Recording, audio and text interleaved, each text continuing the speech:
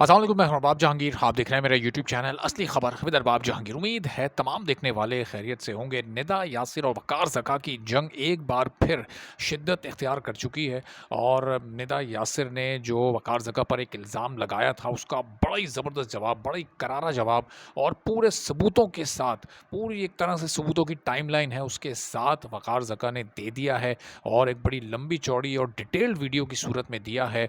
और वही वाक़या जो कि 3 साल पहले हुआ था, एक बार फिर अब लोगों के ज़हनों में ताज़ा हो चुका है और हो सकता है ये वीडियो जब तक आप तक पहुँचे तो उस वक़्त तक निदा यासिर के ख़िलाफ़ एक ट्रेंड भी शुरू हो चुका हो।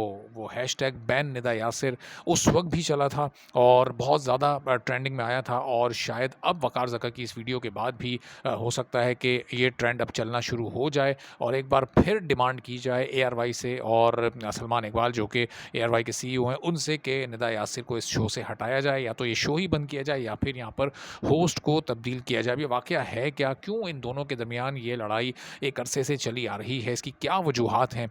इस वीडियो में डिटेल आपके सामने रखते हैं। अगर आप चैनल पर नहीं हैं तो चैनल ज़रूर सब्सक्राइब कर लें, बेल आइकॉन प्रेस कर दें ताकि तमाम वीडियोज़ और इन्फॉर्मेशन आप तक फ़ौरी और बर वक़्त पहुँचती रहे। रिसेंटली निदा यासिर ने ताबिश हाशमी के शो में शिरकत की।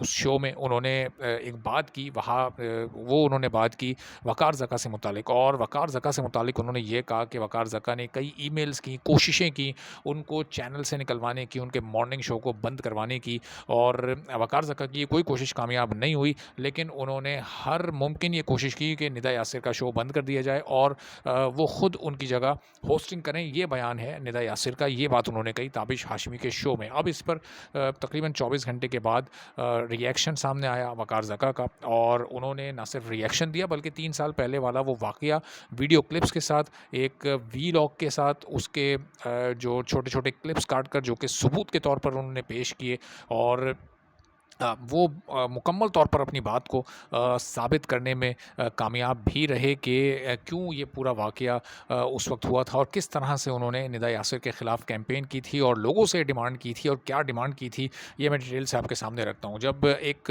कराची में एक मर्डर केस हुआ था, आज से कोई 3 साल पहले 2020 सितंबर में मावरा कत्ल केस जो कि कराची में हसन स्क्वायर के बैक साइड पर जो आबादी है वहाँ पर एक बच्ची का एक कत्ल हुआ और उसके बाद उसके चंद रोज़ के बाद उसकी फ़ैमिली को निदा यासिर ने अपने प्रोग्राम में बुलाया और वहाँ बुलाकर रेटिंग के लिए और जिस तरह मॉर्निंग शोज़ में आम तौर पर किया जाता है कि कुछ इस तरह के बेढंगे और कुछ ऐसे बेहुदा सवालात किए, कुछ इस तरह के बहुत ही हसास सवालात किए कि वो वहाँ पर वो बैठी फ़ैमिली रोने लगी। ज़ाहिर है वो उस गम की कैफ़ियत में थे, इतना बड़ा सानिया उनके साथ रोनुमा हुआ था। तो बजाय इसके कि वहाँ पर उनको थोड़ा-सा उनसे इस तरह से बातचीत की जाती कि वो तमाम मंज़र उनकी आँखों में दोबारा ना आए जिस कर्ब और तकलीफ़ से वो गुज़रे थे, उसके बजाय उनको मजबूर किया गया सवालात के ज़रिए कि वो उस कैफ़ियत से दोबारा गुज़रें और वहाँ पर उनके आँसू निकलें। अब इस पर लोगों का बहुत ज़्यादा रिएक्शन सामने आया, सोशल मीडिया पर लोगों ने बहुत लान-तान की, बहुत तनकीद का निशाना बनाया निदा यासिर को, उनके खिलाफ ट्रेंड्स भी चले और उनको बहुत ज़्यादा यहाँ तक कि लोग गालियाँ देने पर आ गए थे। तो वकार ज़का ने उस वक़्त क्या किया था, उन्होंने ये किया था कि उन्होंने लोगों को एक कानूनी रास्ता होता है वो इख्तियार करने का मशवरा दिया था और लोगों को समझाया था कि आपके राइट्स क्या होते हैं। उन्होंने उस वक़्त लोगों को कहा कि आप जाएँ पैमरा के ट्विटर पेज पर जो रिपोर्ट पैमरा के नाम से, वहाँ पर जाकर आप रिपोर्ट करें। ना सिर्फ आप निदा के शो की, निदा यासिर के शो की आप कंप्लेन करें, उस चैनल की करें या आप उस होस्ट के ख़िलाफ़ करें, उस मख़सूस घंटे के ख़िलाफ़ करें जिस घंटे में ये सब कुछ हुआ।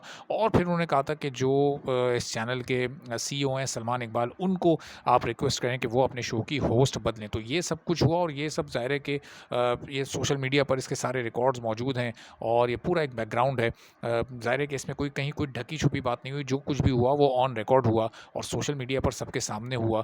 तो अब इसी बात को बुनियाद बनाकर निदा यासिर ने कहा कि वकार ज़का ने उनके ख़िलाफ़ ईमेल्स की और उनको एक तरह से निकलवाने की कोशिश की, लेकिन ज़ाहिर है कि वकार ज़का ने आकर तमाम सबूत भी दिखाए, तमाम प्रूफ्स भी दिए और उसके बाद फिर उस शो के बाद निदा यासिर ने एक और प्रोग्राम किया था और उसमें उन्होंने जब ये रिएक्शन सामने आया था लोगों का, तो उसमें उन्होंने वजाहत दी थी कि उस फैमिली ने यानी उस बच्ची की फैमिली ने खुद सानिम बर्नी के थ्रू निदा यासिर से रब्ता किया था और रिक्वेस्ट की थी उन्हें उस शो में बुलाने की, वरना उन्होंने किसी रेटिंग के लिए इस शो में उनको नहीं बुलाया था। लेकिन फिर उसके नेक्स्ट डे ही एक यूट्यूबर ने मावरा की फ़ैमिली से, उसके वालिद से, उसके ताया से जाकर ये वज़ाहत की, ये सवालात किए कि क्या आपने राब्ता किया था किसी से वहाँ पर जाने के लिए? तो उन्होंने बिल्कुल इसको मुस्तरद कर दिया था, इस बात को झूठा करार दिया था और उन्होंने कहा था कि हमने किसी से कोई राब्ता नहीं किया। और फिर ज़ाहिर है कि उनके इस बयान के बाद निदा यासिर का झूठ साबित हो चुका था। उस पर फिर फ़र्दर बड़ा शदीद रिएक्शन आया था लोगों का सामने।